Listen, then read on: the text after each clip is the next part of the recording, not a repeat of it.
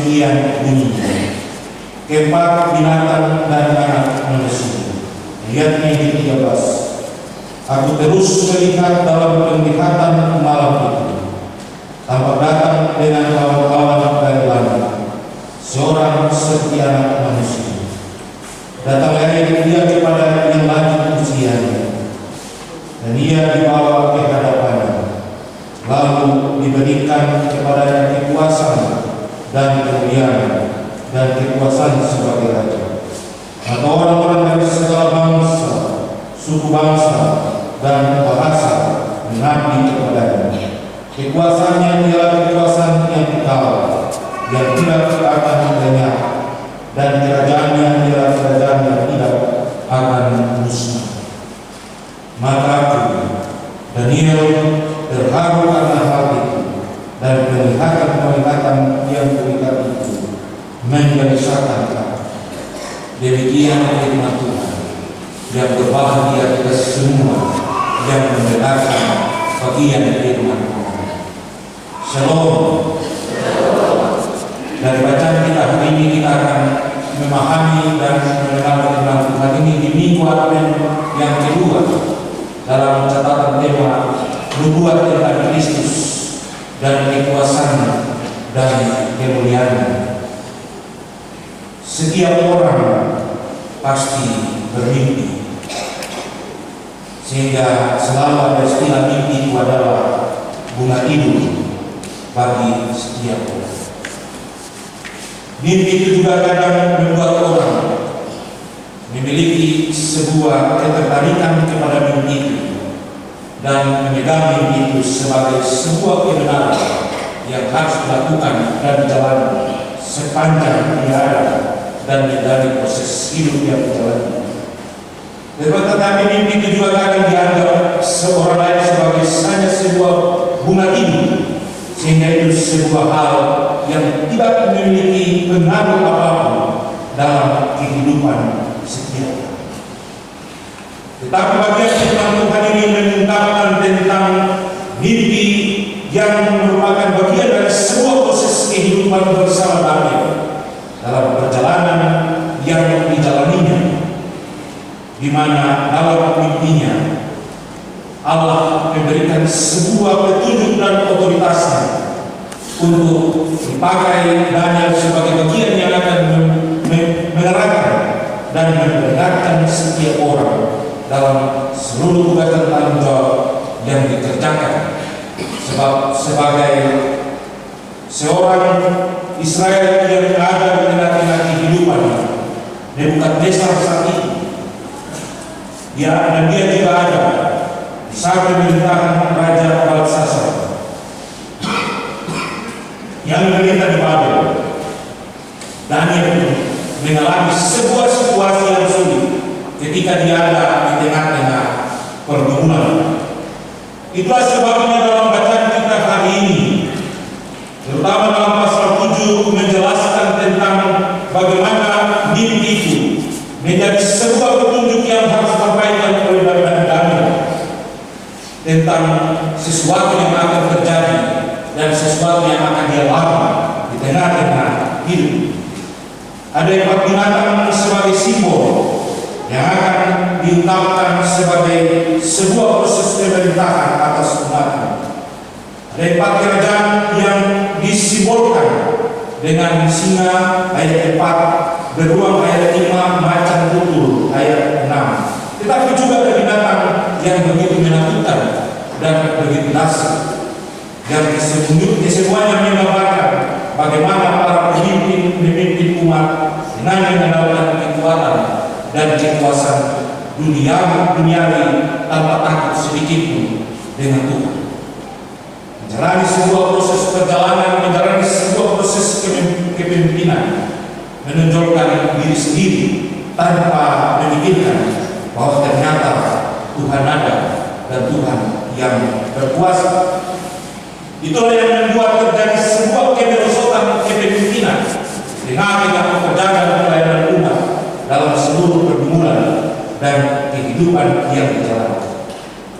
Sudah itu, Bapak Ibu, Daniel melihat juga tentang sebuah proses penghakiman yang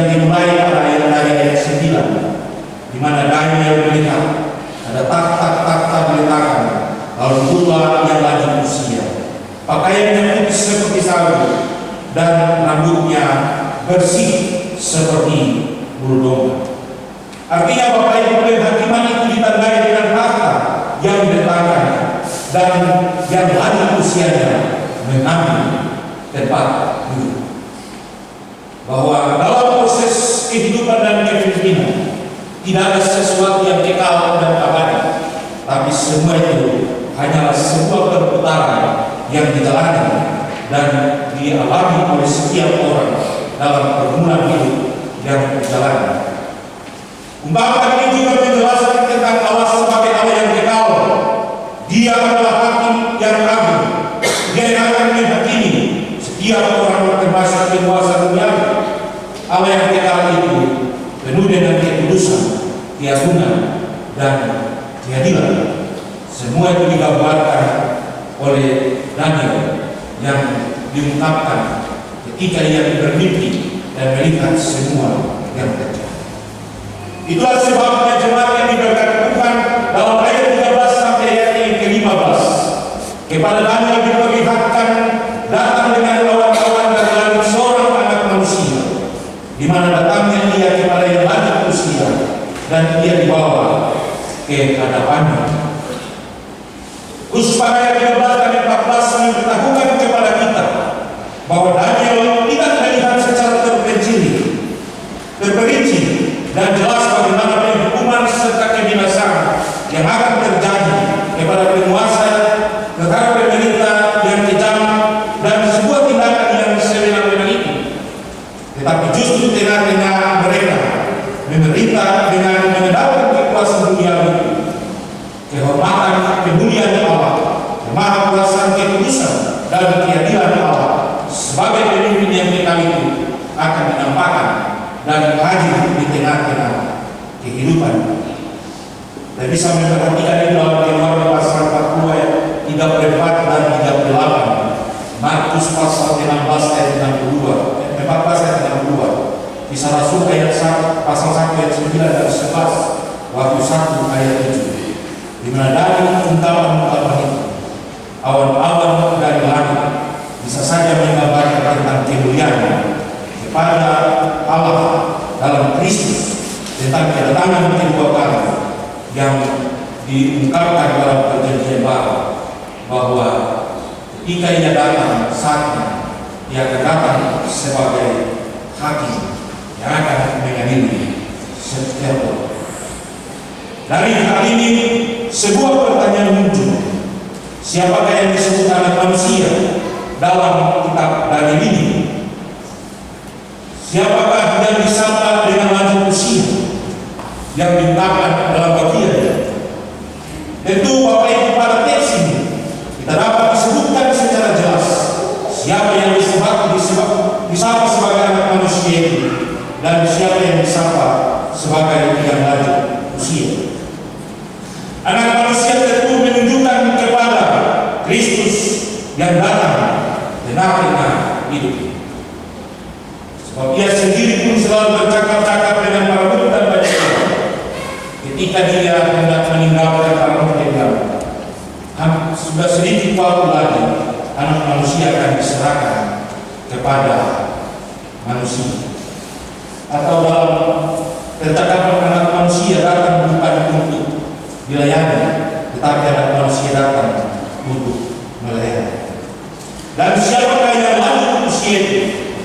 Tentu yang lanjut usia itu menunjukkan sebuah petunjuk yang sangat pasti, yaitu Allah sebagai Bapa yang kekal, yang berkuasa atas segala dakwah.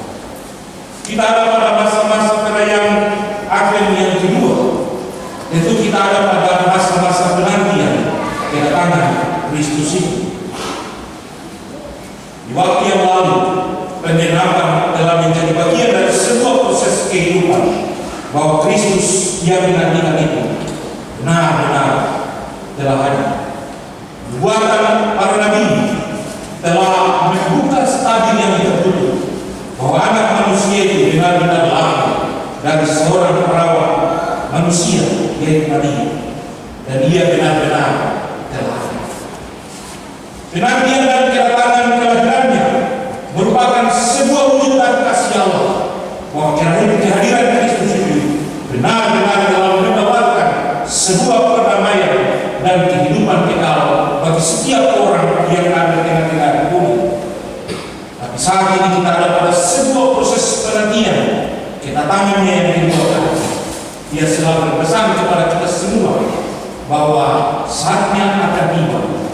Aku akan datang kembali dan menghakimi setiap orang, sehingga setiap orang akan mendapatkan bagian dalam kerajaan Allah tergantung pada diri. Selama Kristus ada, dia menawarkan segala hal. Bahkan dengan janji-janjinya dia berkata, siapa yang percaya tidak binasa, melainkan beroleh hidup yang kekal. Tapi itu bukan sebuah jaminan yang membuat kita yang penting percaya selamat dalam menjadi milik kita. Yang lain itu urusan belakang. Jadi penawaran keselamatan yang telah diberikan oleh Yesus karena soal percaya bukan menjadi jaminan. Yang menjadi jaminan bagi kita apa yang harus kita buat dan kita lakukan supaya ketika dia datang sebagai hakim, kita juga masih mempertahankan hal percaya. Jaminan keselamatan telah menjadi milik kita. Apakah kita mempertahankan jaminan keselamatan itu atau tidak? Semua ada pada kita. Itulah sebabnya dari kita kali ini kita diingatkan sebagai satu proses penjemaat dalam menghadapi dan menjalani proses kehidupan dunia ini luar ini. Kita harus menyadari bahwa Allah dapat menggunakan apa saja, siapa saja, caranya sendiri untuk bagaimana memberikan sebuah hal kepada manusia dan dunia. Termasuk Allah dapat memberi sini kepada bangsa-bangsa yang lain, atau kepada orang-orang yang lain, atau orang-orang yang dikehendaki untuk bagaimana membuat kita menjadi sadar, menjadi percaya, menjadi bertobat, dan menjadi orang-orang yang mau berbalik kepada Allah. Tuhan juga bisa memakai caranya sendiri untuk bagaimana membuat setiap orang ada dalam sebuah situasi, setia atau tidak, dengan sebuah pernyataan atau penawaran-penawaran yang duniawi.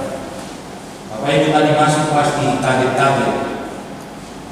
Ada majelis bilang, saya pikir siapa yang ada menikah hari ini bukan orang taruh mobil di depan.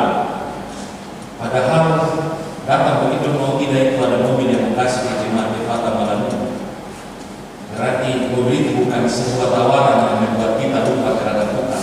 Contoh saja Bapak Ibu. Karena Tuhan punya kehendak bebas menentukan apa yang bisa menjadi peringatan kepada kita semua untuk sebuah proses kehidupan yang kita jalani di tengah-tengah dunia. Sebab Allah yang mengenali seluruh sejarah, Allah yang adalah pengenali seluruh perjalanan kehidupan dunia dan semua manusia. Yakobus dia bilang, kita tidak bisa bilang besok saya ke kota ini, lusa saya ke tempat ini, padahal sedikit-sedikit lagi kepadamu silakan nyawaku. Tidak bisa. Kita harus mengakui bahwa Tuhan yang mengenali seluruh perjalanan hidup kita, seluruh kehidupan kita, seluruh sejarah menjadi bagian dari sebuah proses yang kita jalani. Sebab pada akhirnya penghakiman, penghukuman, dan kehidupan yang kekal akan menjadi sesuatu yang pasti bagi orang yang percaya. Kemarin saya nonton sebuah khotbah dari pendeta Hakim. Dia bilang begini, jangan sampai Tuhan tidak pernah menghargai hari-hari kerahian kita, karena kita bakar pohon terang, tapi betul hati tidak terang.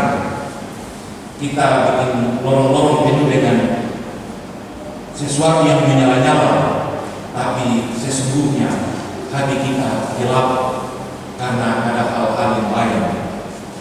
Karena Tuhan akan menghukum kita, Tuhan akan menghakimi kita, Tuhan akan menentukan kehidupan kekal kita. Soal percaya kita, apakah percaya betul-betul atau percaya tipu-tipu?